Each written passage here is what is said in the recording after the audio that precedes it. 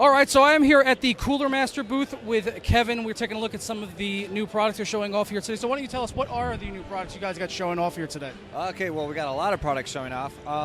The product that's launching probably the soonest would be the MasterCase Pro 3 that launches September 6th. So you can think of the MasterCase Pro 3 almost like the little brother of the MasterCase 5.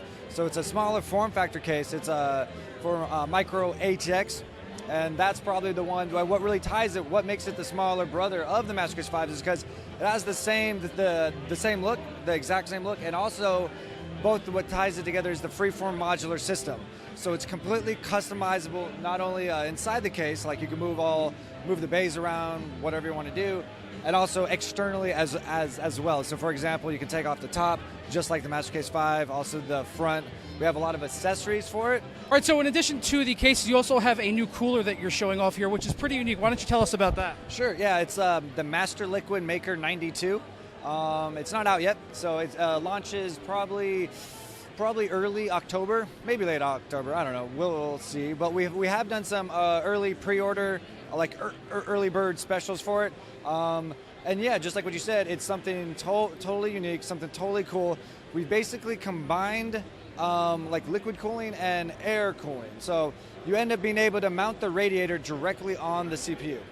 And so with that, you end up having a lot of modular features to it too. You can end up turning it to blow sideways or vertical. And what that does, it makes it really great to fit into small form factor cases. So like a mini IATX, if you will. Very good performance. A lot of people, a lot of debate online already about it. Already has a lot of hype. Yeah. And so some people are saying like maybe the 92 millimeter fans might be loud. It's not. We have it inside right here on the MasterCase Pro 3. You can probably film it and check it out as well in action.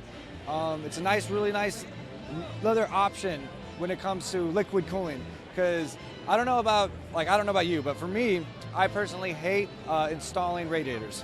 It's a pain in the ass. It is a pain in the ass. Maybe because that's why it's the worst part ever. Like I just had to even take off a 120 the other day, and it wasn't fun. Like my fingers couldn't fit there and all. And so with this one, it's really user friendly. It's very someone who kind of wants to make that first dive into liquid cooling, but it might be a little intimidated by it. Well, you can get this one, bam, just plop it right on there, just like an air cooler. All right, and as far as the price is concerned, what price is it launching at? Are you able to say that yet today? Yes, I can. We finally nailed it down, and it's at very aggressive at $99. Very nice. So you are going to be competing with a lot of the some of the more affordable, like 240 millimeter options out there. So in terms of performance against those guys, what are you expecting as on types of CPU temps, and how do you expect to compete with those guys? Very competitively. Yeah, I have seen testing for it. We're not being too, because we're kind of keeping the hype. We're kind of keeping drawing some people along. So we haven't even really sent it out for review yet, because it is still like 2 months out until we start to actually release it. But once those numbers come in, you guys will be very, very surprised at its temps and how cool the high TDP as well. So it's really good. Well, that's good. I love the mini ITX and micro ATX form factor. So if we can get something like this that allows us to work in even smaller enclosures, but be able to fix the temps, because that's one of the restrictions you always run into. Is like, am I going to have the limitation with temperatures and not be able to overclock as much? So something like this, I could definitely see the value in it, not just for system builders, but for boutique builders out there too that are going to be shipping small form factor systems.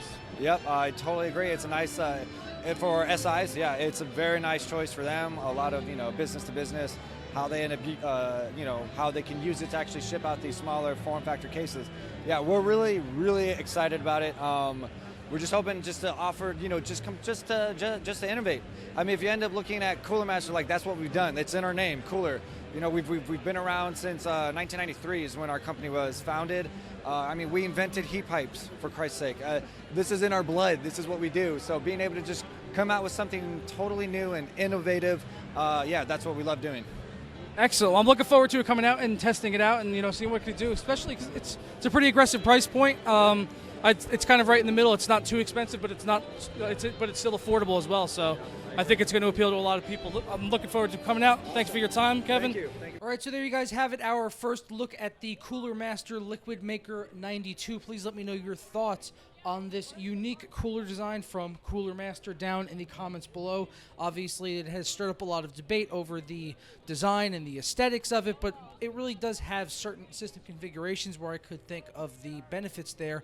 And we did see in the system that it had set up that it was running around 49, 50 degrees Celsius there with this cooler implemented in the Cooler Master Pro Maker 3 that they were showing off here as well, that we talked about with Kevin. So pretty good temps there. I believe that was running on a modern i5 or an i7. I'm not entirely sure. I didn't check to see if it was Intel or AMD or if it was overclocked, but it's running around 50 degrees Celsius. So if it's a modern processor running around 50 Celsius, that's pretty good, all things, considering, even if it's not overclocked, that's still pretty decent temps. And if we put that into a small form factor, obviously that is going to change quite a bit if we restrict the airflow, because this is a pretty large enclosure for a cooler like this. I would rather use it in something really small and then see how it can hold up to the temperatures there in something like that, and where the fans are really getting pushed to their max, and having the dual 92 millimeter fans, people are obviously going to be concerned about noise levels.